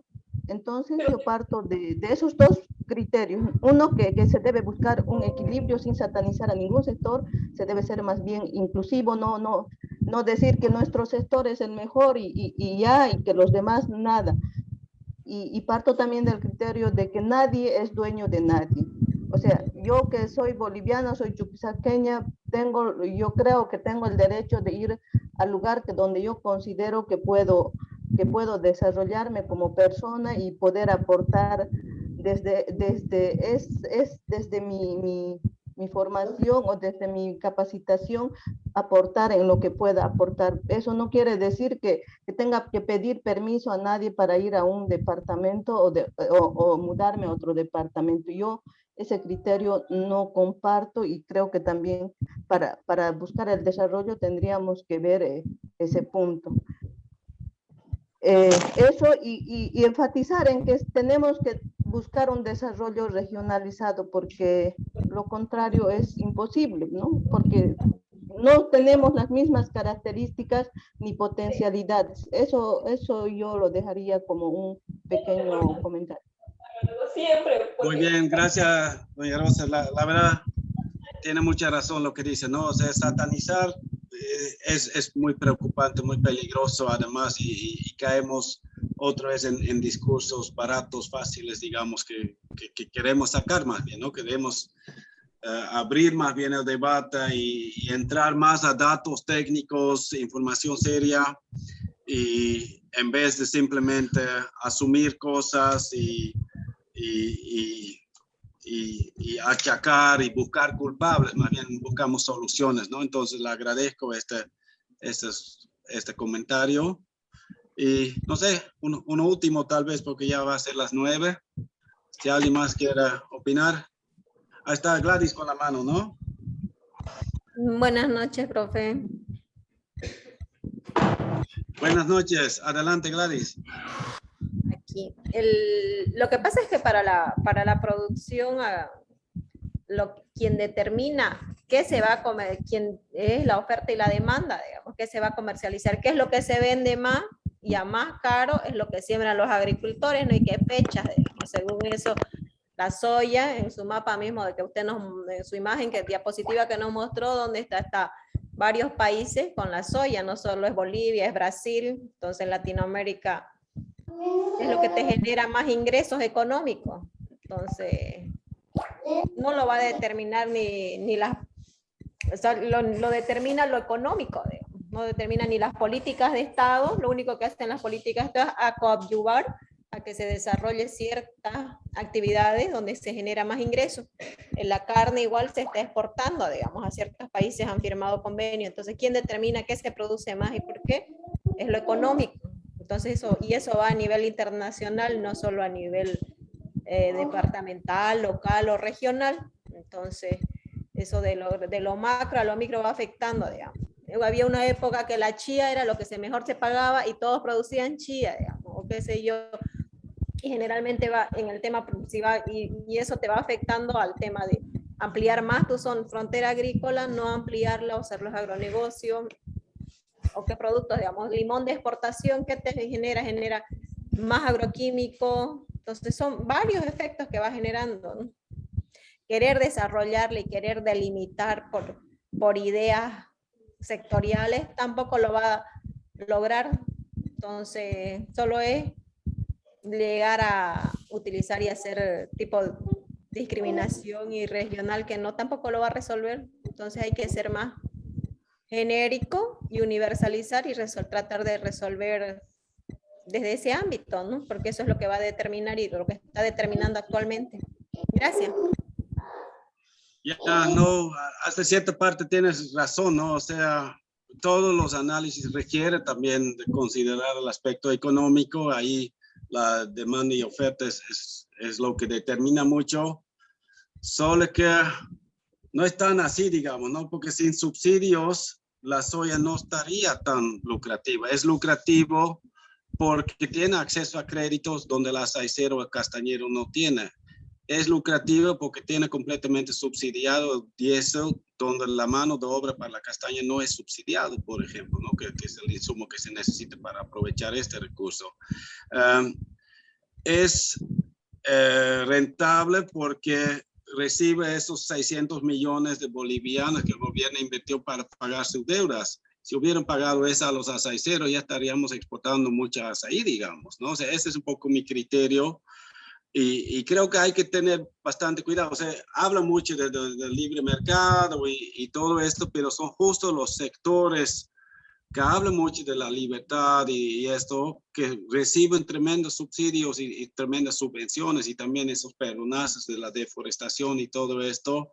Si realmente se aplicaría la ley y se aplicaría una igualdad, no creo que sería igual, digamos, ¿no? Por eso, ahí están los subsidios, están las inversiones en maquinaria y en silos de granos, en fábricas y hay todo un apoyo público para esto que no reciben los pequeños productores del altiplano, de los valles o de la Amazonía o del Beni o de otras partes, ¿no?